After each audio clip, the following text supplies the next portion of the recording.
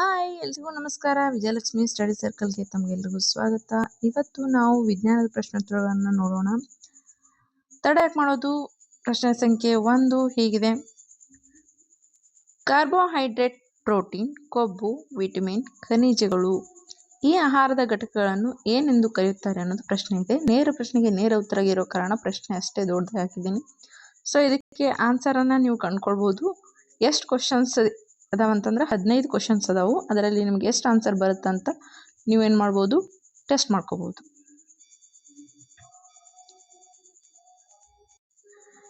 ಇದಕ್ಕೆ ಸರಿಯಾದ ಉತ್ತರ ಏನಿದೆ ಅಂತ ನೋಡೋಣ. ಸರಿಯಾದ ಉತ್ತರ ಹೇಗಿದೆ: ಕಾರ್ಬೋಹೈಡ್ರೇಟ್, ಪ್ರೋಟೀನ್, ಕೊಬ್ಬು, ವಿಟಮಿನ್, ಖನಿಜಗಳು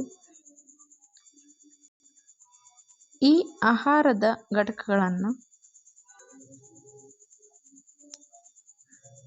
ಆಹಾರದ ಘಟಕಗಳನ್ನು ಪೋಷಕಗಳು ಅಥವಾ ನ್ಯೂಟ್ರಿಯೆಂಟ್ಸ್ ಅಂತ ಕರಿತೀವಿ.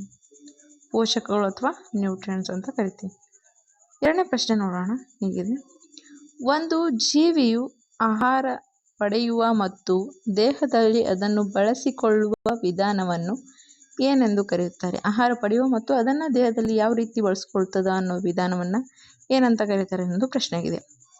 ಉತ್ತರ ನೋಡೋಣ. ಸರಿಯಾದ ಉತ್ತರ ಬಂದ್ಬಿಟ್ಟು, ಒಂದು ಜೀವಿಯು ಆಹಾರ ಪಡೆಯುವ ಮತ್ತು ದೇಹದಲ್ಲಿ ಅದನ್ನು ಬಳಸಿಕೊಳ್ಳುವ ವಿಧಾನವನ್ನು ಘೋಷಣೆ ಆಗೈತಿ, ಪೋಷಣೆ ಆಗಬೇಕಿದು.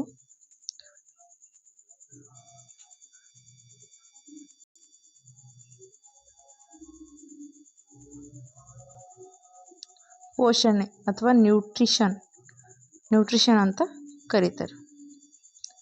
ಮೂರನೇ ಪ್ರಶ್ನೆ ನೋಡೋಣ. ಎಲ್ಲ ಜೀವಿಗಳಿಗೂ ಶಕ್ತಿಯ ಮೂಲ ಆಕಾರ ಯಾವುದು ಅಂತ ಪ್ರಶ್ನೆ ಆಗಿದೆ.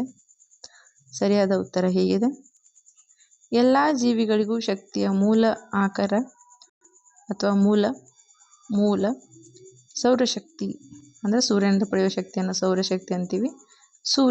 ಸೂರ್ಯ ಎಲ್ಲ ಜೀವಿಗಳಿಗೂ ಶಕ್ತಿಯ ಮೂಲ ಆಕಾರ ಅನ್ನೋದನ್ನು ನಾವು ನೋಡ್ತೀವಿ. ಪ್ರಶ್ನೆ ಸಂಖ್ಯೆ 4 ಹೀಗಿದೆ: ಸೂರ್ಯನ ಬೆಳಕಿನಲ್ಲಿ ಆಹಾರ ಸಂಶ್ಲೇಷಣೆ ನಡೆಯುವುದರಿಂದ ಉಂಟಾಗುವ ಪ್ರಕ್ರಿಯೆಯನ್ನು ಏನೆನ್ನುವರು? ಇದರ PDF ನಾನು ವಿಜಯಲಕ್ಷ್ಮಿ ಸ್ಟಡಿ ಸರ್ಕಲ್ ಟೆಲಿಗ್ರಾಮ್ ಚಾನಲ್ನಲ್ಲಿ ಹಾಕಿರ್ತೀನಿ.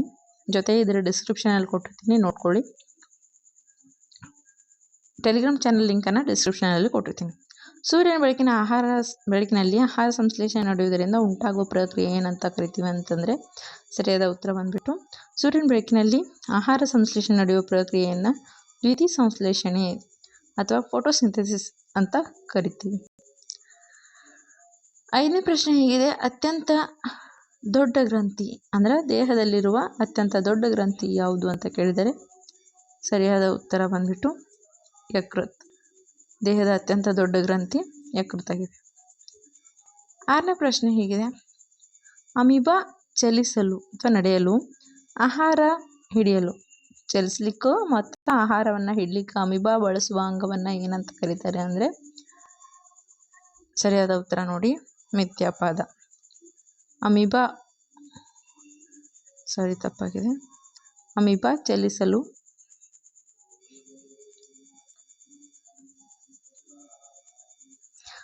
ಚಲಿಸಲು ಮತ್ತು ಆಹಾರವನ್ನು ಹಿಡಿಯಲು ಮಿಥ್ಯಾಪಾದವನ್ನು ಬಳಸುತ್ತದೆ.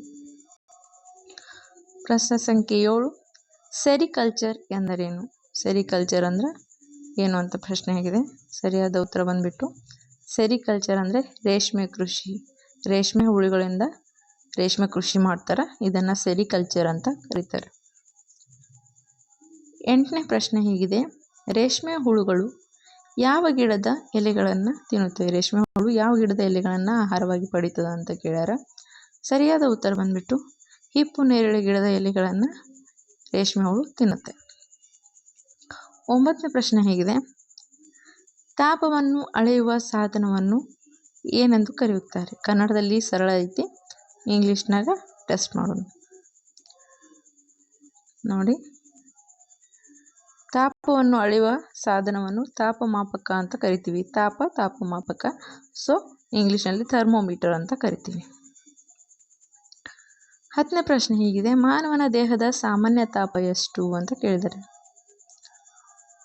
10ನೇ ಪ್ರಶ್ನೆಗೆ ಸರಿಯಾದ ಉತ್ತರ, ಮಾನವನ ದೇಹದ ಸಾಮಾನ್ಯ ತಾಪ 37 ಡಿಗ್ರಿ ಸೆಲ್ಸಿಯಸ್ ಆಗಿದೆ. 11ನೇ ಪ್ರಶ್ನೆ ಹೀಗಿದೆ, ವೈದ್ಯಕೀಯ ತಾಪಮಾಪಕದ ವ್ಯಾಪ್ತಿ ಎಷ್ಟಿದೆ ಅಂತ ಪ್ರಶ್ನೆ ಇದೆ. ಸರಿಯಾದ ಉತ್ತರ ಬಂದ್ಬಿಟ್ಟು ವೈದ್ಯಕೀಯ ತಾಪಮಾಪಕದ ವ್ಯಾಪ್ತಿ 35 ಡಿಗ್ರಿ ಸೆಲ್ಸಿಯಸ್ನಿಂದ 42 ಡಿಗ್ರಿ ಸೆಲ್ಸಿಯಸ್ ಆಗಿದೆ. 12ನೇ ಪ್ರಶ್ನೆ ಹೀಗಿದೆ, ಸರಿಯಾಗಿದೆ. ತುಕ್ಕು ಹಿಡಿದಾಗ ಕಬ್ಬಿಣದ ತೂಕ ಏನಾಗುತ್ತದೆ? ಕಬ್ಬಿಣದ ತೂಕ ತುಕ್ಕು ಹಿಡಿದಾಗ ಏನಾಗುತ್ತದೆ ಅನ್ನೋದು ಸರಿಯಾದ ಪ್ರಶ್ನೆ. ತುಕ್ಕು ಹಿಡಿದಾಗ ಕಬ್ಬಿಣದ ತೂಕ ಏನಾಗುತ್ತದೆ ಅನ್ನೋದು ಸರಿಯಾದ ಪ್ರಶ್ನೆ. ಫಸ್ಟ್ ಕಬ್ಬಿಣ ತಗೋಬೇಕಾಗಿತ್ತು. ಕ್ವಶನ್ ಉಲ್ಟಾ ಆದರೂ ಸರಿಯಾಗಿ ಅರ್ಥ ಕೊಡುತ್ತೆ. ಸರಿಯಾದ ಉತ್ತರ ನೋಡಿ, ಕಬ್ಬಿಣ ತುಕ್ಕು ಹಿಡಿದಾಗ ಕಬ್ಬಿಣದ ತೂಕ ಏನಾಗ್ತದೆ ಅಂದ್ರೆ ಕಡಿಮೆ ಆಗ್ತದೆ. ಹೆಚ್ಚಾಗ್ತದೆ ಅಂತ ನಾವು ಅನ್ಕೋಬಹುದು, ಯಾಕಂದ್ರೆ ಅದ್ರ ಮೇಲೆ ಒಂದು ಲೇಯರ್ ಬಂದಿರ್ತದೆ. ಆದರೂ ಕೂಡ ಕಬ್ಬಿಣ ತೂಕ ಹೆಚ್ಚಾಗುವುದಿಲ್ಲ, ಕಡಿಮೆ ಆಗ್ತದೆ. ಕನ್ಫ್ಯೂಸ್ ಮಾಡ್ಕೋಬೇಡಿ, ಸರಿಯಾಗಿ ಕ್ಲಾರಿಟಿ ತಗೊಳ್ಳಿ. ಕಬ್ಬಿಣ ತುಕ್ಕು ಹಿಡಿಯದಂತೆ ತಪ್ಪಿಸಲು ಅದರ ಮೇಲೆ ಲೇಪಿಸುವ ಲೋಹದ ಪದರು ಯಾವುದು? ಕಬ್ಬಿಣ ತುಕ್ಕು ಹಿಡಿಬಾರ್ದು ಅಂತ ಕಬ್ಬಿಣದ ಮೇಲೆ ನಾವು ಕೆಲವೊಂದು ಲೋಹದ ಒಂದು ಪದರನ್ನ ಲೇಪಿಸ್ತೀವಿ. ಆ ಲೇಪನ ಮಾಡುವಂತಹ ಲೋಹ ಯಾವುದು ಅಂತ ಪ್ರಶ್ನೆ ಆಗಿದೆ. ಸರಿಯಾದ ಉತ್ತರ ಕಬ್ಬಿಣ ತುಕ್ಕು ಹಿಡಿಬಾರ್ದು ಅಂದ್ರೆ ಸತು ಅಥವಾ ಕ್ರೋಮಿಯಂ ಲೋಹದ ಒಂದು ಪದರವನ್ನ ಲೇಪಿಸ್ತಾರೆ ಅದ್ಮೇಲೆ. 14ನೇ ಪ್ರಶ್ನೆ ಹೀಗಿದೆ, ನಿಂಬೆಹಣ್ಣಿನಲ್ಲಿರುವ ವಿಟಮಿನ್ ಯಾವುದು? ಸರಿಯಾದ ಉತ್ತರ ನಿಂಬೆಹಣ್ಣಿನಲ್ಲಿರುವ ವಿಟಮಿನ್ ಸಿ. ವಿಟಮಿನ್ ಸಿ ಅನ್ನೋದು ನಿಂಬೆಹಣ್ಣಿನಲ್ಲಿರುವ ಒಂದು ವಿಟಮಿನ್ ಆಗೈತಿ. ವಿಟಮಿನ್ ಸಿ ಇಂದ ಸ್ಕರ್ವಿ ಅನ್ನೋ ರೋಗ ಬರುತ್ತೆ. ವಿಟಮಿನ್ ಸಿ ಕೊರತೆಯಿಂದ ಬರುವ ರೋಗ ಯಾವುದು ಅಂದರೆ ಸ್ಕರ್ವಿ. ಇನ್ನು ಕೊನೆಯ ಪ್ರಶ್ನೆ ಹೀಗಿದೆ, ಜೀವಶಾಸ್ತ್ರದ ಪಿತಾಮಹ ಎಂದು ಯಾರನ್ನು ಕರೆಯುತ್ತಾರೆ? ಸರಿಯಾದ ಉತ್ತರ ಬಂದ್ಬಿಟ್ಟು ಅರಿಸ್ಟಾಟಲ್ರನ್ನು ಜೀವಶಾಸ್ತ್ರದ ಪಿತಾಮಹ ಅಂತ ಕರೀತಾರೆ. ಸೊ ವಿಡಿಯೋ ಪೂರ್ತಿಯಾಗಿ ನೋಡೋದಕ್ಕೆ ತಮಗೆಲ್ಲರಿಗೂ ಧನ್ಯವಾದಗಳು. ಹೀಗೆ ವಿಡಿಯೋನ ನೋಡ್ತಾ ಇರಿ, ಸಪೋರ್ಟ್ ಮಾಡ್ತಾ ಇದ್ದೀರಿ. ಯಾರೆಲ್ಲ ನಮ್ಮ ಚಾನಲ್ಗೆ ಹೊಸದಾಗಿ ನೋಡ್ತಾ ಇದ್ದೀರಾ ಅಥವಾ ಭೇಟಿ ನೀಡ್ತಾ ಇದ್ದೀರಾ, ದಯವಿಟ್ಟು ಲೈಕ್ ಮಾಡಿ, ಶೇರ್ ಮಾಡಿ, ಸಬ್ಸ್ಕ್ರೈಬ್ ಮಾಡಿ. ಇಲ್ಲಿಗೆ ಈ ವಿಡಿಯೋನ ಮುಗಿಸ್ತಾ ಇದ್ದೀನಿ. ಮತ್ತೆ ಬೇರೆ ವಿಡಿಯೋದೊಂದಿಗೆ ಸಿಗೋಣ. Thank you. Take care. Bye bye.